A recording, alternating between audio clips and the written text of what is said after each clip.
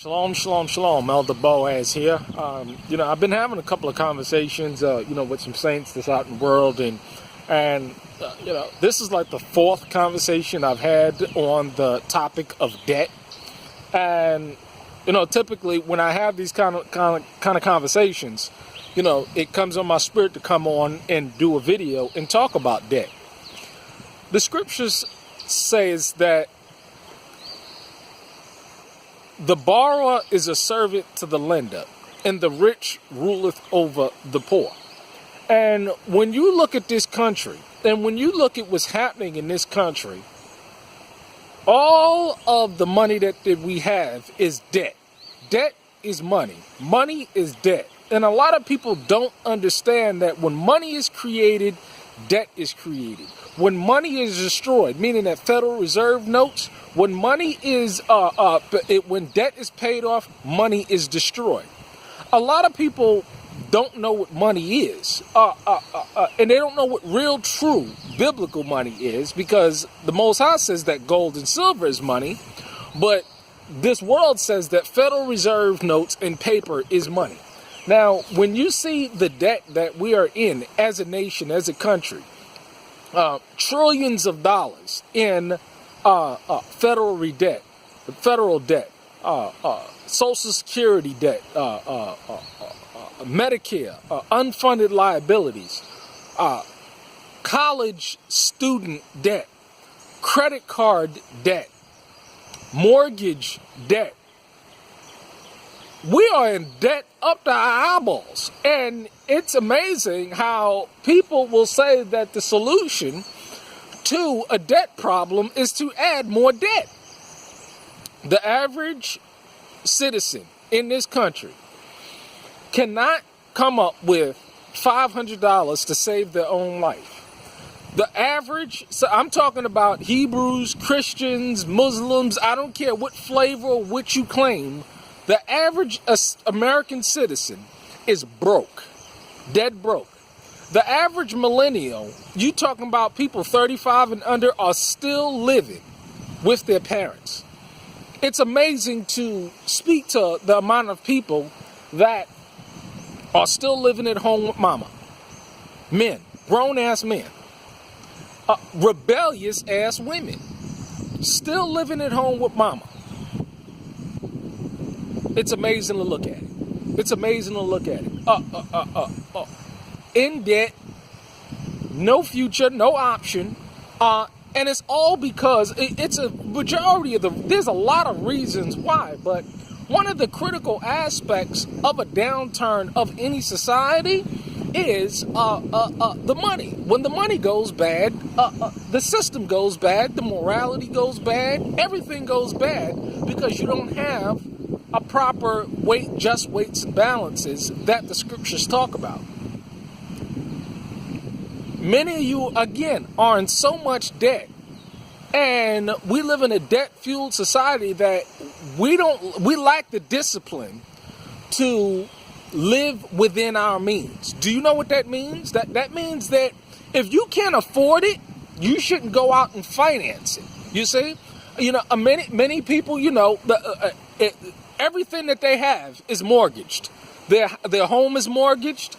Their car is mortgaged. Everything that they have is mortgaged. They really, in essence, don't own anything. And a lot of people, the reason why they get into so much debt is that because they believe in something called a job, a just over broke. They believe that you're going to have this job, right?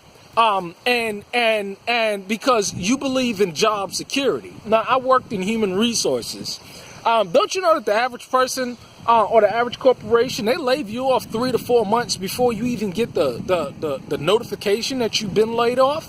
See, a lot of people, they have faith in their job. They have faith that they're going to be able to pay off these debts because they have a job. Now, what if you look, because see, a lot of people, they getting all of this debt, right? Because they have a job and they believe that they're secure in their job. And you know how many Americans thought that they was going to have their job, and as a result of losing their job, they lost their house, their land, their car, everything they lose because they thought, and they had security in their job. They had security in this system.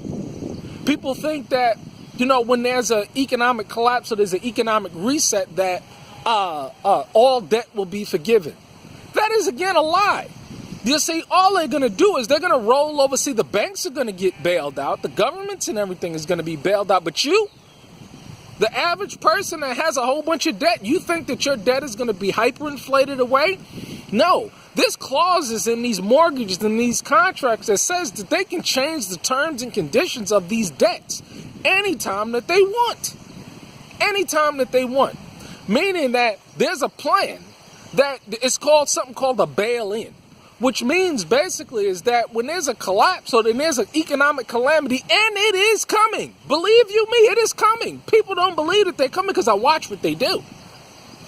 When this stuff comes, you think that your debt is going to be hyperinflated? No, they're just going to change it over into the new world system or whatever new currency that they have, and you'll have to continue to pay that debt. And it'll be digital as well. So the idea is that, hey, you know, I tell people all the time, if you're in debt, get out of debt and stay out of debt. Because your whole premise for paying off this debt is working for somebody else and working a job. It's the same. But see, I can talk like this because, see, you know, everything that I have, right, that the Most High has given me is paid for. Everything I have is paid for. I am in debt to no man. Because when I read the book of Deuteronomy, it talks about the fact that, hey, you know, you will lend to nations. You will lend to other people, and you shall not borrow. Not borrow. So the idea is that, hey, I'll give you another perfect example. You see that great big old greenhouse right there? This is using debt responsibly. There's a county extension program where they'll give you a hot house or a hoop house, and all you have to do is put up the money to finance it, and then once the hoop house is set up and the person that comes out from the county extension office confirms that it's set up, they will reimburse you those funds, okay?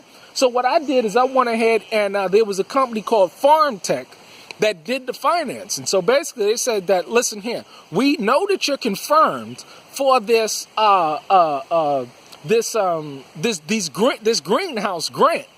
What we'll do is we'll send you the package, the greenhouse, you put the greenhouse up, and then the government will send them the funds directly. So I didn't have to touch it at all. It was a form of short-term debt. Now, if you can handle debt responsibly, and that's the way that you want to go ahead and do it. Go ahead and do it. But the idea is that the majority of people are irresponsibly handling debt. And they're getting a whole bunch of debt problems. And then you got to pay somebody to help you clean up your debt. Because, see, if in this world, again, if you're working for somebody else, there's a whole slew of reasons why you would probably need good credit from the system in order to get a job. There's certain jobs, and I used to implement these systems where you cannot get a job if you don't have good credit, because it's tied to your character. And if you, especially if you're handling money for a corporation or something like that, you can't have be in a whole bunch of debt. You see what I'm saying? So the idea is that there's a good way to handle debt. But again, there's very few people that I know that are in a position that if they lost their job, and again, a lot of people don't think that they're going to lose their job. They have so much confidence in their job. It's amazing. And so they go out and they accumulate all this debt. Then they lose their job. And then they lose everything. Now, again, the people that took on all this debt to finance their lifestyle did not think that they was going to lose their job. They didn't think it at all. That was the furthest thought from their mind. And then they got the pink slip. I'll give you another good example. You know how beautiful it is to live debt-free? Do you know how much it costs me to live out here, to finance this operation? Less than $800 a month. less than $800 a month.